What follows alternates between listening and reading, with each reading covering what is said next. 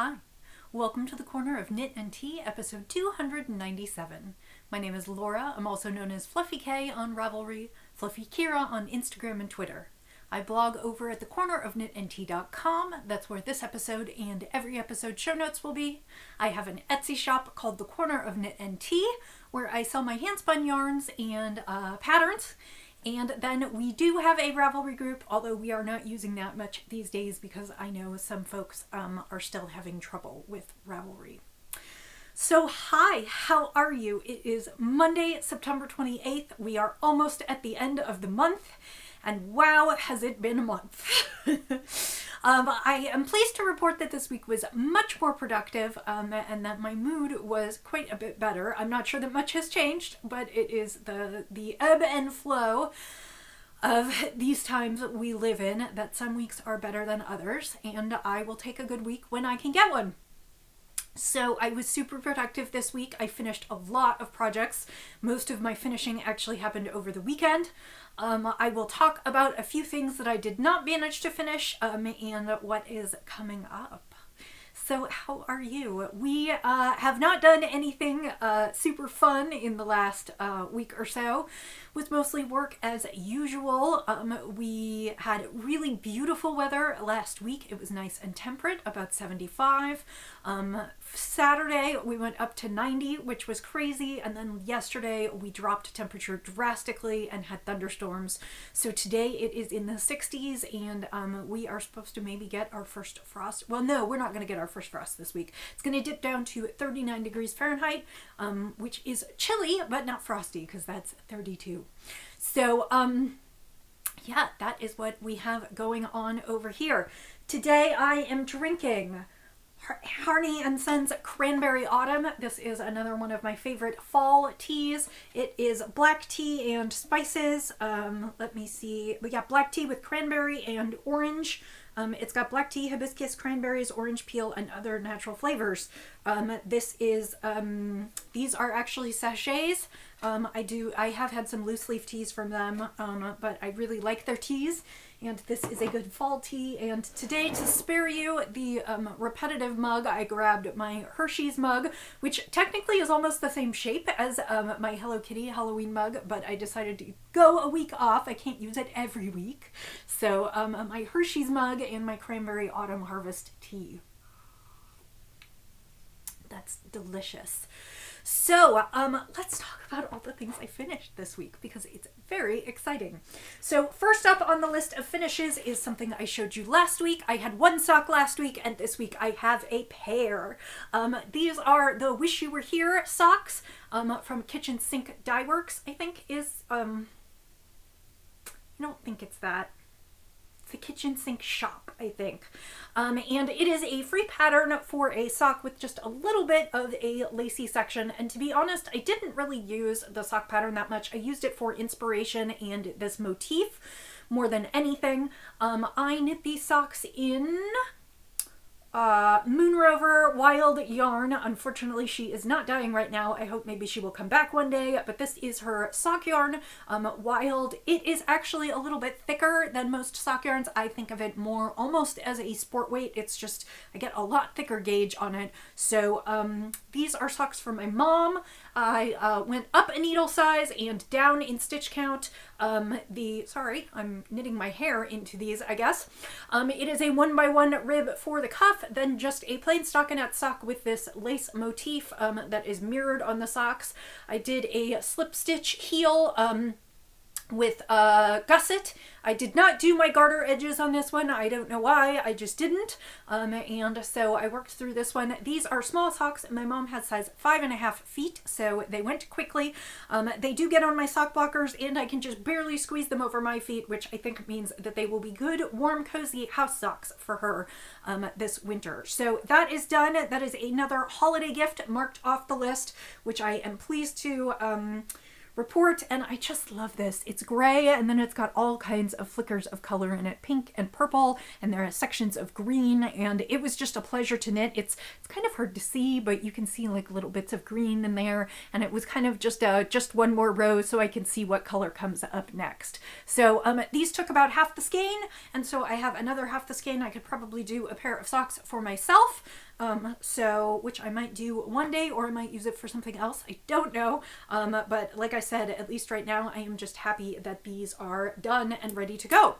So I will put those in my holiday gift box and cross that one off the list. The second thing I finished was just a little project, not something that I had really talked about before, but I have a new client in Oklahoma, and she collects hats. She works with a local organization to deliver hats to special needs kids for Halloween. So instead of handing out candy, they normally hand out hats. Now, I don't know exactly what's going to happen this year, and neither does she, because of the pandemic and whether or not kids will actually be out and about, but she is still collecting hats, and she has a goal of at least 1,000 hats. And I had just a little bit of an orange skein of yarn left over that I had used to make Miles a hat and mitten set last year.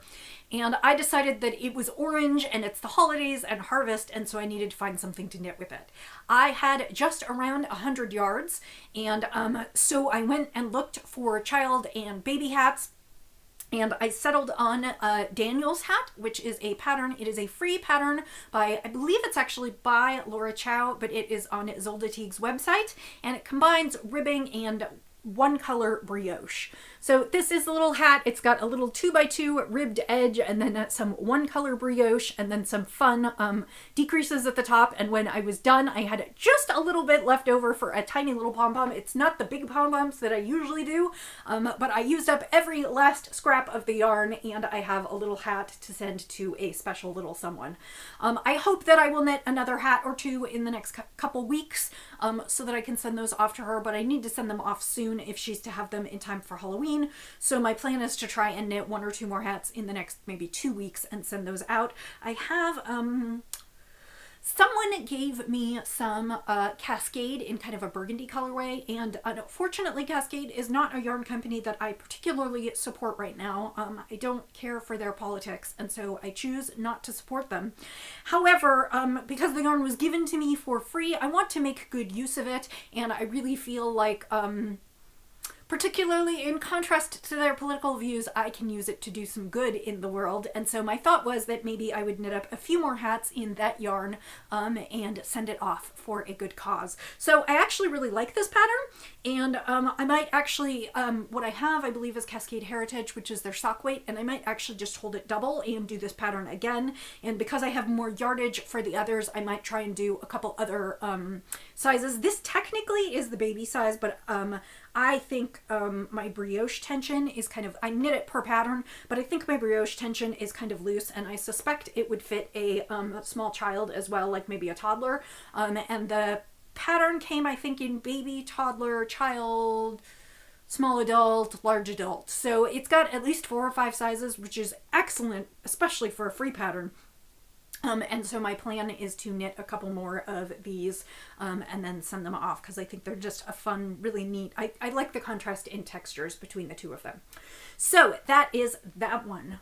I had one other huge finish this week, and that is that I finished Roxy's crochet blanket. So skipping ahead a little bit to the crochet, I brought it to show you. This is the Woodland crochet along, which it was originally a crochet along, a blanket crochet along led by Lucy of Attic 24. And it was originally written for, it's a ripple crochet blanket, and then it was written for an autumn colors blanket, actually, which I have and will be working on next in a kit called the Woodland kit. What I have done is I actually bought some additional kits. Lucy works with Wool Warehouse, which is a company in the UK, and she develops kits for her blanket projects. She brings out a new blanket project each year. I think 1 per year, it might be 2 per year. And she always develops a color palette or a kit to go with it. And so this is actually the Sweet Pea kit, but I didn't like the Sweet Pea blanket pattern as much as I really like this ripple pattern.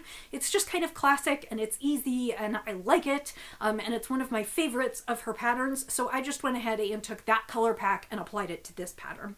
And in contrast to when I did my nephew's blanket several months ago, and I kind of just went the full color spectrum back and forth, in this one I actually did a gradient blanket. So it's huge, it's done, and I will show you what I did. So I actually started at this end of the blanket with the greens. I ended up using this light green to do the outer border, which I like. I think it ties everything in together because I only used a very little bit of the green at this end.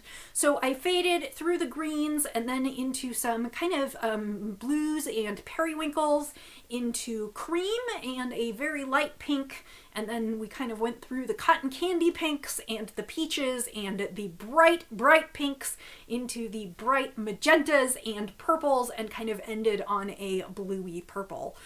So I sort of followed the order in her pack. Basically, Lucy provides a couple different ways you can knit her blankets. One is you can kind of just do the color spectrum in order. One is you can do a gradient, and then she also develops what she calls a color story, which is an interweaving of the colors. And actually the autumn blanket, which I have started and showed you probably back about a year ago when I started it, not quite a year ago. I think I started it like right after the holidays because I get into a blanket mood when it gets real cold. I went ahead and followed her color story for that one. So that one is a little bit different in that all the colors intermingle. For this one, I decided to do a gradient just because I didn't want it to be all jumbled. Although the palette has lots of pinks and purples and colors that a little girl adores, I was hoping that it would make it just a bit more sophisticated and that she would be able to kind of grow with it. I didn't want to make her a bubblegum pink blanket that she would adore today and, you know, in another couple of years be like, I don't want to do a pink and purple blanket, that's for little girls. So I was hoping that with all of these colors it would just kind of grow with her over time. So I used them mostly in the order that Lucy dictated. I think I might have switched one or two just because I liked the way they looked a little bit better in that order. But I'm really pleased with this. I ended up with, I'm supposed to end up with a twin size blanket. And I think because my gauge is not perfect in crochet, I might have been a little bit looser than I needed to. And so this is probably almost the size of the top of a double bed. Which in the US it's not quite as big as a queen, so it's like slightly bigger than a twin bed. Anyway, this will definitely cover her whole bed and all of her and keep her warm for a good time to come. I have not weighed my leftovers yet. I have them here in the bag, and what I need to do is weigh those, but if it's based on the one that I did for her brother, which I just finished right before this, I used approximately 12 1/4 skeins of yarn, which translates to about 3,900 yards of yarn, which is a lot of yarn. It's a DK weight. It is called Stylecraft, and it is 100% acrylic, which means that this blanket ought to wear like iron and wash well. So I already wove in all my ends and I did my border all the way around. It's just some single crochet. And so what I'm gonna do is pop this puppy in the washing machine and the dryer and give it a good wash. Make sure that if anything happens to it, it happens to it on my watch, not on theirs, because that would be devastating. I just can't imagine that. And I need to do the same with her brothers, and then their birthdays are next month. So I made my deadline and I am done. So that is a huge project out of the stash and off of my list, and I am super excited. And of course I made my October deadline with a few weeks to spare, so I am super pleased about that. And that was just a sort of a win. I guess I can't say it's out of the stash because I bought the kits this year, so they went out the same year they came in, but I was a kid of 15 and I worked up 12 1/4, so so I feel like I have done my part. So those were my big finishes for this weekend. To sort of update you on my other projects in progress, I still have the sample shawl that I was working on for Zen Yarn Garden. That is Hope and Feathers by Mary Annarella, who is Lyrical Knits. I have run out of yarn for that one, and so I emailed to ask what Zen Yarn Garden wanted to do, and they are going to send me more yarn for that, but it probably won't arrive till sometime next week. So I am stalled on that project, but I have not gotten much further. I think I got maybe 3 or 4 additional rows out of it the second time. So I'm not much further than when I showed you the last time, so I didn't bring it to show you. I have started another sample, which unfortunately I cannot show you, and so that is taking up quite a bit of my time. And so that leaves some things. So when I started September, I had huge, lofty goals of projects to finish, and I should say that I am plenty pleased with what I finished, but I do have some things on the list that I had wanted to finish that I have not finished yet. Among those are I need to knit a hat and mittens for Roxy, and I had hoped to finish her winter set this month so that I could move on to a few last pieces. So I am hoping that I can whip out a hat for her in the next couple days before the end of the month, and I'm probably just going to declare a draw on the mittens. I'll have to do them next month, but I hope to get those started. I haven't decided. I was sort of thinking I might do colorwork mittens with the leftovers. There is a mitten pattern on Ravelry for colorwork owl mitts for a child, and I thought that would be really fun and in the Harry Potter theme, but I just don't know if I have time to do colorwork mittens, so I need to think about that, but that is one of the things that I need to do. And like I said, I want to knit her a hat this week, but that should be a real quick knit, so I should be able to crank that out. Next on the list of things that I wanted to finish that I have not finished is that sweater that I was working on. That is Elfie by Astrid Schramm. It is being knit in Kim Dye's yarn Tartlet in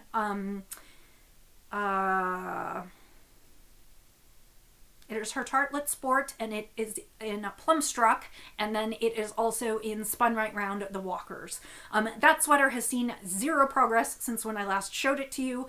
The body, I would say, is probably 2/3 done, and one of the sleeves is about 1/3 done. So not undoable, but of course, given that I only have today, tomorrow, and Wednesday left in the month, certainly not going to get done in the month of September.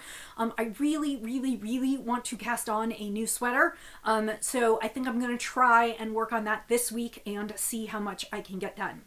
So then on the list, I also have that design that I need to design out of Monostil Uruguay yarns.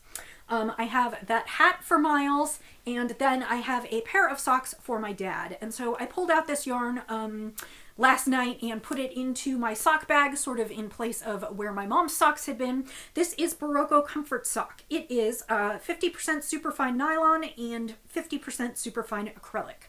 My dad is allergic to wool. Wherever I have tried various wools over the years. We have discussed merino. We have, basically, if it has wool in it, he gets super itchy and kind of breaks out a little bit. So over the years, I have adapted to knitting in acrylic for him. Because it's what works best, and a few years ago I knit him a pair of socks in Barocco Comfort Sock. It is actually fairly hard to find sock yarn that does not have at least some component of wool in it. There are a few. Crystal Palace Cotton Bamboo, Cascade used to have fixation, so there are a few, but in general it is hard. So when I found a yarn that I liked, I went ahead and stuck with it. So this is Barocco Comfort Sock. It is kind of pleasantly stripy in blues, a little bit of yellows, teals, and a little bit of green.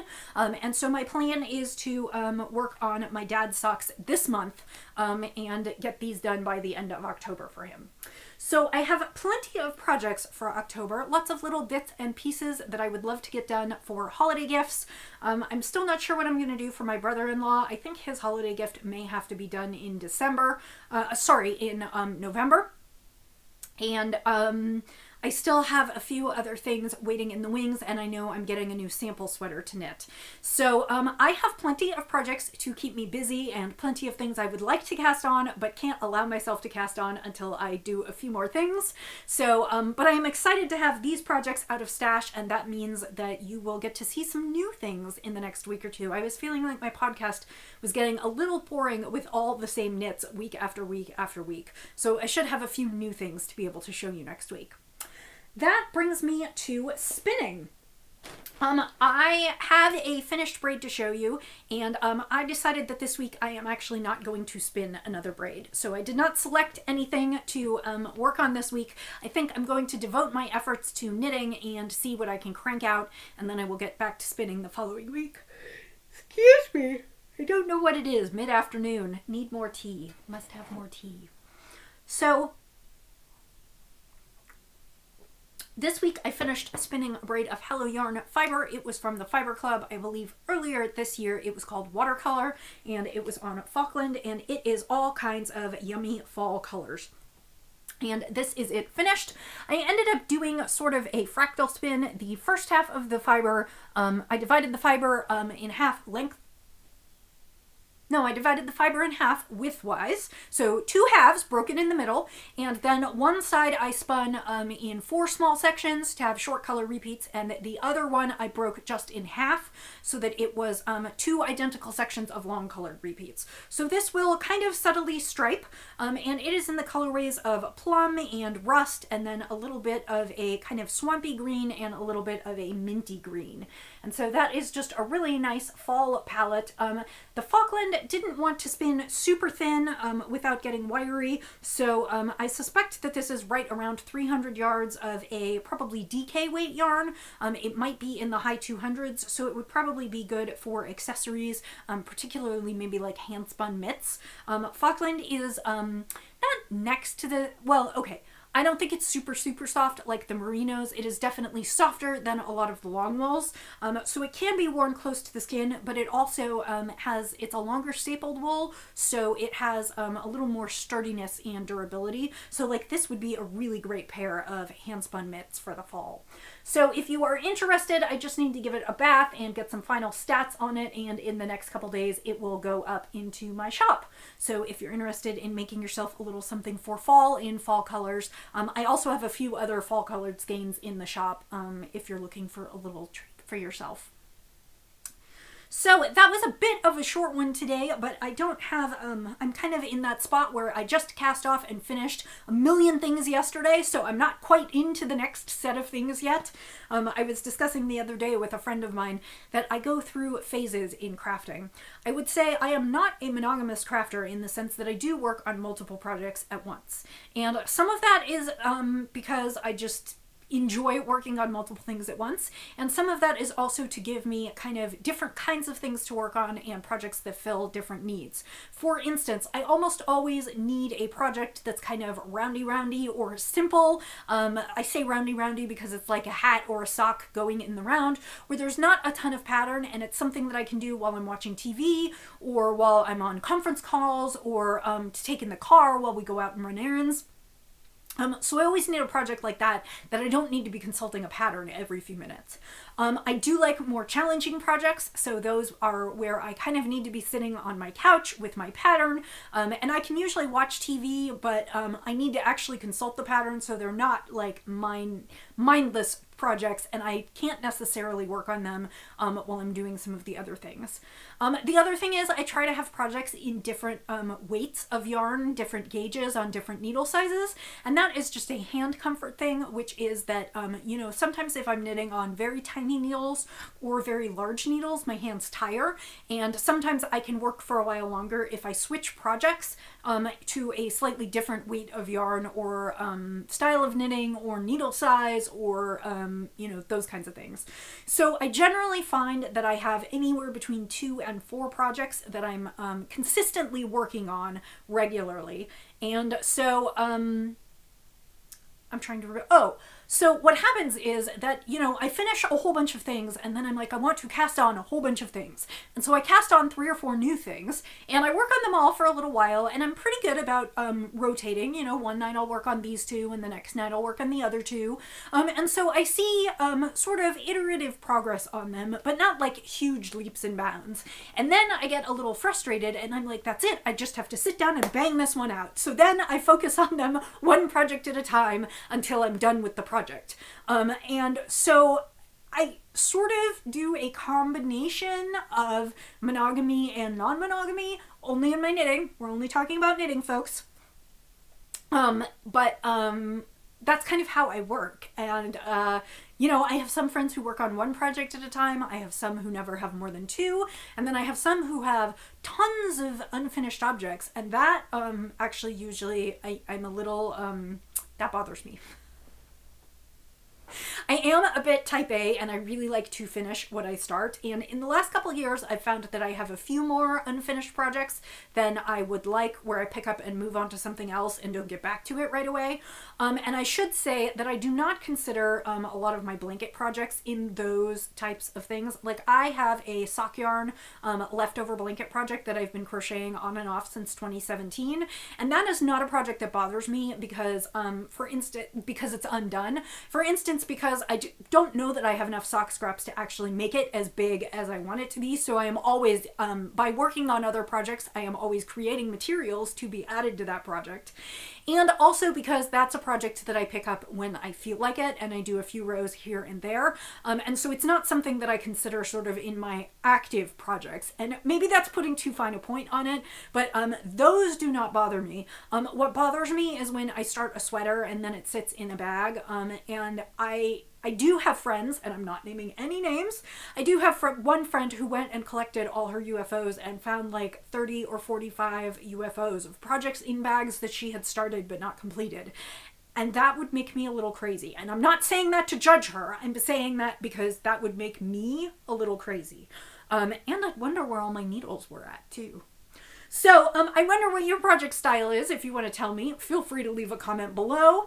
I hope that you have a good week. Like I said, the weeks ebb and flow, and some are better than others. This happened to be an okay week after a not so good one, so I will take them where I can get them. I hope you and your family are well, that you are finding solace in your crafting. I thank you for joining me this week, and I hope that I'll see you again next week. And I will say, until I do, happy knitting, happy spinning, happy sipping, and I'll see you next time. Bye.